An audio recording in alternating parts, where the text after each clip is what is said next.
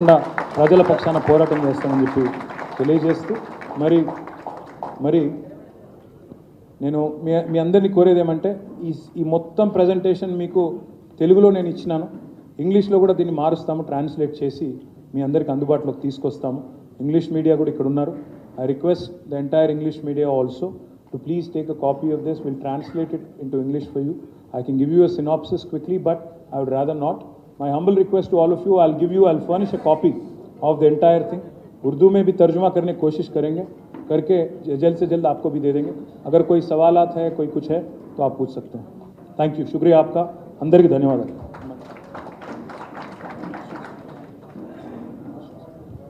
ఇప్పుడు కొంచెం మనల్ని డిస్టర్బ్ చేయొద్దు. ప్రశ్నలు మీరు అడిగితే ఒక్కొక్కరు కేటీఆర్ గారు సావధానంగా సమాధానం చెప్తారు. ఏమైనా ఉంటే, లేకపోతే పర్లేదు. సరే, మైక్ కావాలి, మైక్ ఇస్తారా? ఏవా పూछो साहब, पूछो, मैं सुन लेता. ఆ మైక్ ఉంటే ఇవ్వండి.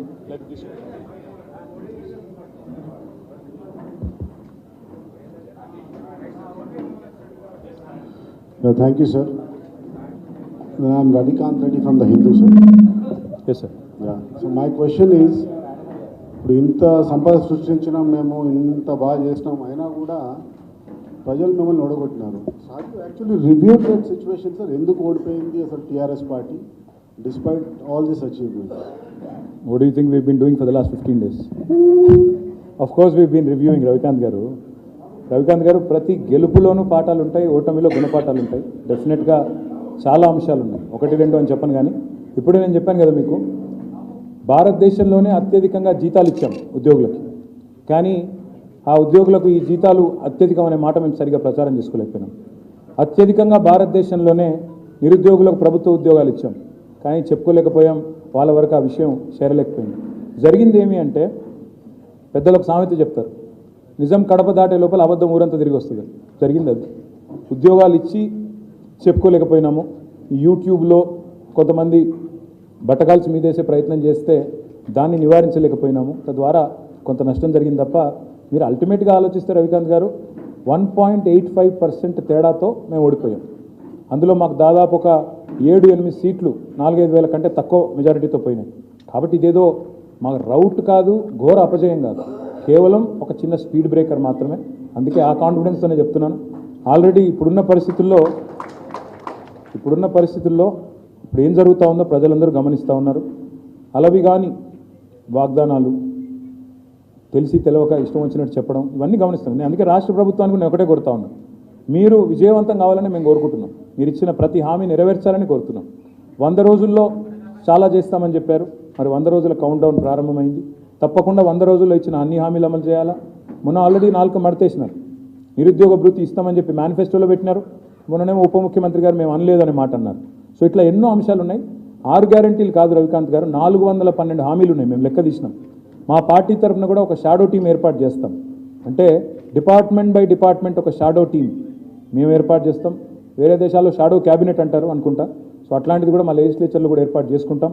తప్పకుండా ఈ ప్రభుత్వ ప్రతి శాఖలో, ప్రతి రంగంలో వీళ్ళ పనితీరు, వీళ్ళు ఏమేం చేస్తున్నారు, ఎట్లాంటి నిర్ణయాలు తీసుకుంటున్నారు, వాటన్నిటిని నిశ్చితంగా ప్రజల పక్షాన, అందుకే నేను చెప్పిన చివరి మాట అదే, ప్రజల పక్షాన నిలబడతాం. ఒక దీపస్తంభంలాగా మారిన తెలంగాణని ఆరనివ్వం, పడిపోనివ్వమని చెప్తా ఉన్నాం. సరే, రాజకీయాల్లో గెలుస్తామని ఆశిస్తాం. పోటీకి పోయినప్పుడు ప్రతిసారి గెలుస్తామన్న కాన్ఫిడెన్సే ఉండే. ఫలితాలు మమ్మల్ని నిరాశపరిచినా బాధ లేదు, ఎందుకంటే 2 టర్ములు ప్రజలు అధికారం ఇచ్చినారు. కాబట్టి we are thankful to them. Will continue to fight for them. I think will give the chance to somebody else in come. చెప్పండి సార్.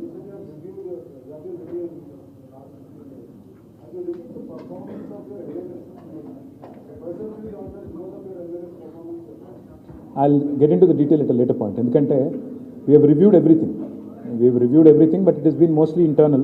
అందరితో చాలాసార్లు ఈ మధ్యకాలంలో కలుసుకున్నాము, మాట్లాడుకున్నాం, but mostly it has been internal. I think elaborate on that later. KTR గారు, నా పేరు రాములు అండి, 60 బ్యూరో చూపు. అంటే మీరేమో లక్షల కోట్లు చేసి అంతకంటే ఎక్కువ అభివృద్ధి చూపించామని చెప్తున్నారు. కేవలం కల్వకుంట్ల కుటుంబ కమిషన్ కోసమే ఇన్ని లక్షలు అప్పులు చేశారని చెప్పి ప్రస్తుత మంత్రులు చెప్తున్నారు. ప్లస్ మీ మంత్రి జగదీష్ రెడ్డి ఖచ్చితంగా జైల్లోకి పంపిస్తామని కూడా ఆ జిల్లా మంత్రి చెప్తున్నారు. రాములు గారు, నేను ఒకటే అంటున్నా, మేము ఆల్రెడీ శాసనసభలోనే డిమాండ్ చేసినాం. సాగునీటి మీద చర్చలో డిమాండ్ చేసినాము, శ్వేతపత్రాల విడుదలలోనే డిమాండ్ చేశాం. అధికారం వాళ్ళ చేతుల్లో ఉంది. వాళ్ళ అధికారాన్ని మరి ప్రజలకు సేవలు అందించడానికి, ప్రజలకు ఇచ్చిన హామీలను నెరవేర్చడానికి వినియోగిస్తారా, లేదా కక్ష సాధింపు కోసం వినియోగిస్తారా, అది వాళ్ళ విఘ్నత. మాకు ఏ రకంగా చేసినా మాకు అభ్యంతరం లేదు. ఏ ఎంక్వైరీ అయినా, ఏ కమిషన్ అయినా, ఏ రకమైన ఆదేశం ఇచ్చుకున్నా వాళ్ళు మాకు అభ్యంతరం లేదు. మేమే డిమాండ్ చేశాం కదా, మీరు ఎంక్వైరీ చేయించండి అని మేమే అడిగాము. చేయమనండి, తప్పులు ఉంటే బయట పెట్టమనండి, తప్పకుండా అన్నీ ఎదుర్కొంటాం, న్యాయపరంగా ఎదుర్కొంటాం.